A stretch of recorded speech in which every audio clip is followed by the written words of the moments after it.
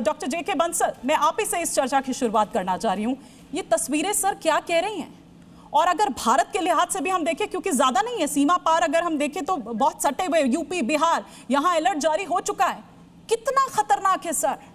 Thank you Himani, आपने बहुत ही अच्छे तरीके से इसको मुद्दे को उठाया है।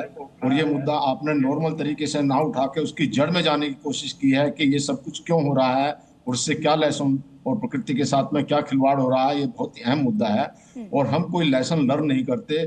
2013 में बहुत बड़ा एक ऐसी तरह की आपदा जो है वो उत्तराखंड में आई थी और मैं उस समय एनडीए में था। एनडीए में पूरी तरह से उसमें इन्वॉल्व था और भारतीय वायुसेना ने बहुत ज्यादा वहां पे उस रेस्क्यू वर्क किया था। इनसे हम नहीं जो समझते हैं जो एक ये ग्लोबल वार्मिंग हो रहा है और जो क्लाइमेट चेंजेस हैं, ये सब उसका नतीजा है। अगर आप इसको देखें तो इसके अंदर में जो एक ग्लेशियर है वो मेल्ट हुआ है और मेल्ट हुआ है, लैंडस्लाइड हुआ है। लैंडस्लाइड इतनी भयंकर हुई है कि जिसका प्रकोप जो है 5.2 स्केल का जो एक अर्थक्वेक होता है वो फील किया। पहले तो सबने सोचा कि 4.4 है और ये कोई अर्थक्वेक है, लेकिन ये एक लैंडस्लाइड का नतीजा था। और जो लैंडस्लाइड के नतीजे से पूरा जो हिला दिया गया है पूरे उस एरिया को। और एक बात और समझने की बात है कि जो पहाड़ी एरिया में कोई भी इस तरह की आपदा या फ्लड आता है, फ्लैश फ्लड आता है, उसमें एक तो स्लोप होता है बहुत ज्यादा, दूसरी वेलोसिटी बढ़ जाती है डाउन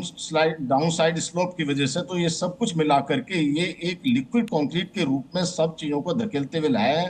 और जैसा आपने बिल्कुल सही कहा कि लिक्विड कंक्रीट वो जम गई है जगह जगह प्लेसेस पर, और ये कभी भी दोबारा जो है जल्दी ये हो सकता है। इसको आने में जो है दूसरे की भी बड़ी एक केयरफुली रहना। दूसरी एक बात मैं यहाँ पर ये भी कहना चाहूंगा कि ये सबको पता है कि इस दौरान में मानसून के सीजन में लैंडस्लाइड होते हैं, तो जो टूरिस्ट हैं या जो टूरिस्ट ऑर्गेनाइजिंग एजेंट्स हैं वो उस समय ये नहीं होना चाहिए। इसलिए नहीं होना चाहिए, जो पहाड़ों में रहने वाले लोग हैं उनकी तो मजबूरी है, वो तो रहेंगे ही।